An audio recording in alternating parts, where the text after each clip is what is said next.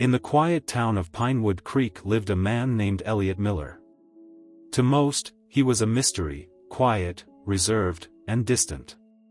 But Elliot held a secret passion, one that would ultimately lead him down a dark path he never imagined. They called him the Shrimp Man.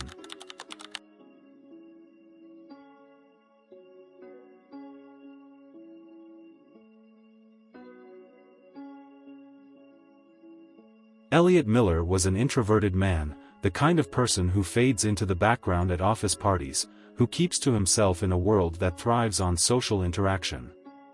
His one true love? Shrimps. Yes, you heard that right, Elliot had a passion for collecting rare and exotic shrimp species. His basement was like an underwater gallery, with a massive aquarium filled with the rarest and most beautiful shrimp you've ever seen. Some of these shrimps were worth thousands of dollars, a small fortune swimming right beneath the surface. For Elliot, they were more than just pets, they were his escape, his companions in a world that never seemed to understand him. Despite his reclusive nature, there was one person who managed to capture Elliot's attention, his coworker, Claire. She was everything Elliot was not, outgoing, confident, effortlessly charming. For weeks, he watched her from afar, rehearsing conversations in his mind, searching for the perfect way to impress her. But in the end, Elliot turned to the one thing he knew best, his shrimp. In a desperate attempt to win Claire's attention, Elliot brought his beloved shrimp to work. He imagined her reaction, eyes wide with surprise, curiosity piqued by the rare creatures he presented. But reality, as Elliot would soon discover, had other plans. When Elliot finally mustered the courage to approach Claire, he stood there, nervously smiling, tank in hand. He stammered out words about the beauty of the shrimp, their uniqueness, how they were worth more than gold to him. But Claire's reaction was not the wide-eyed admiration he had hoped for. Instead, she simply looked at him, her expression shifting from confusion to mild disgust. Elliot's heart sank. The rejection hit him harder than he could have imagined. To her, and everyone else who noticed, he was just the weird guy with the fish tank. A joke. An oddity. Word of Elliot's failed attempt to impress Claire spread through the office like wildfire. His co-workers began to mock him, turning his passion into a punchline. The worst of them all was Rick, a man who seemed to take pleasure in Elliot's misery. He mimicked Elliot's voice, mocked his shrimp obsession, and made sure everyone joined in on the laughter. Rick's taunts were relentless, echoing in Elliot's ears like a twisted chant of humiliation.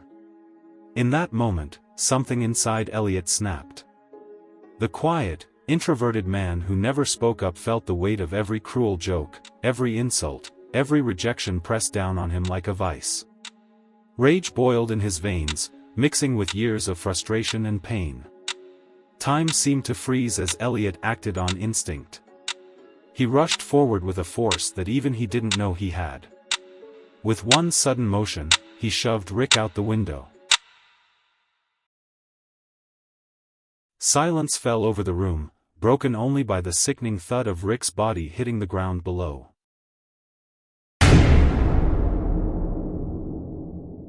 Elliot stood there, paralyzed in disbelief, his mind spinning as he realized the gravity of his actions.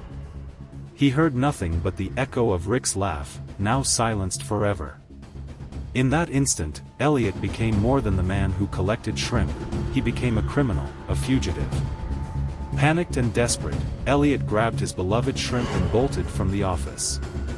He fled into the streets, a man on the run, pursued not just by the law, but by the ghosts of the life he left behind.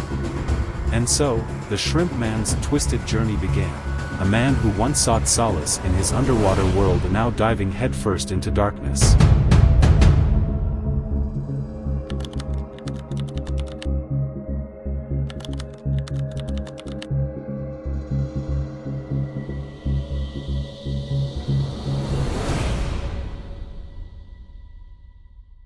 After his shocking crime, Elliot Miller, now known as the Shrimp Man, vanished into the night with his prized shrimp in tow.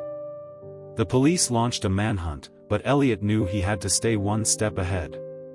He found refuge in a seedy motel on the outskirts of town, a place where no one would think to look for a man with an aquarium full of shrimp.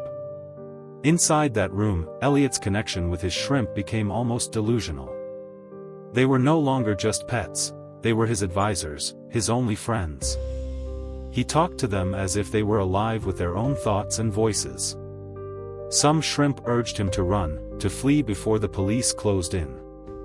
Others pushed him toward darker deeds, whispering that violence was his only way out.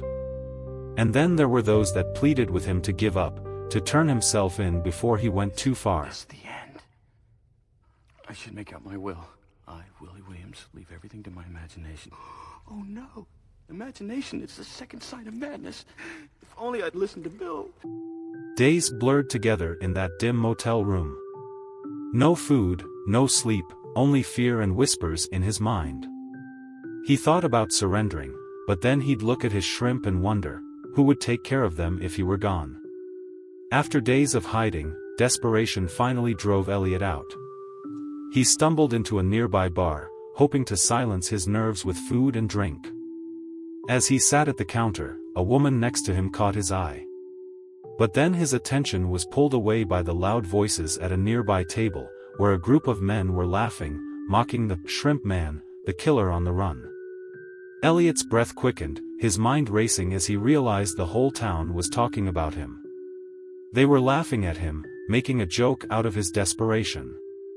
But then, something unexpected happened. For the first time, someone was on his side. Amanda, the woman sitting beside him, didn't join in the laughter. She shot the men a cold glare, her disapproval clear.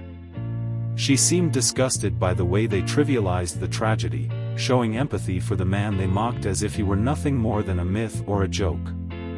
Intrigued, Elliot watched as Amanda expressed something he never expected: empathy.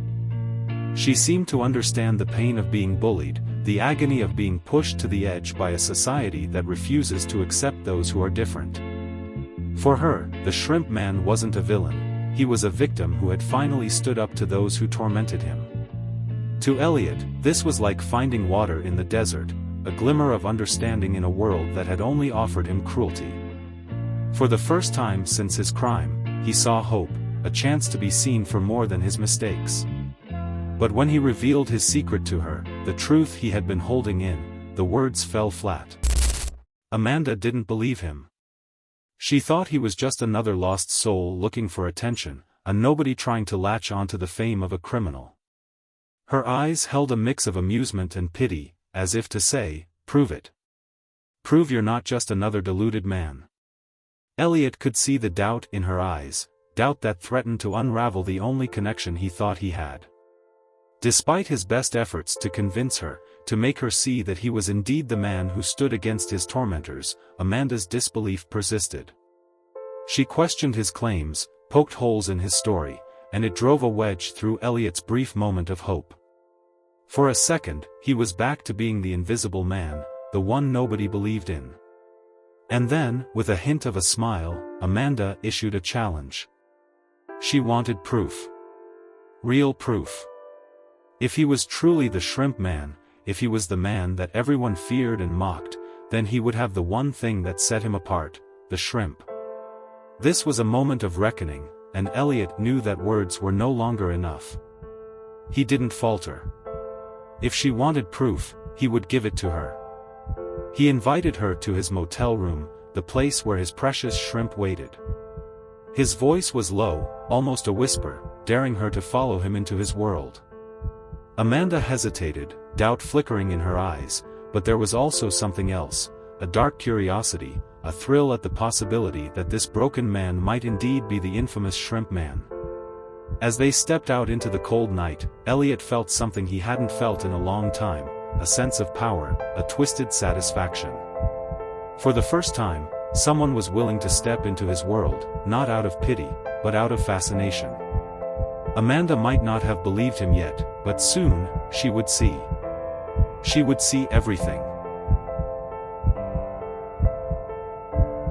Elliot Miller, once an invisible man trapped in his own world, is no longer running alone. With Amanda by his side, he stands on the edge of something even darker, his secret world about to be revealed to someone who might just be as twisted as he is. But what happens when obsession meets madness? If you're enjoying the twisted story of The Shrimp Man so far and don't want to miss part 2, consider subscribing.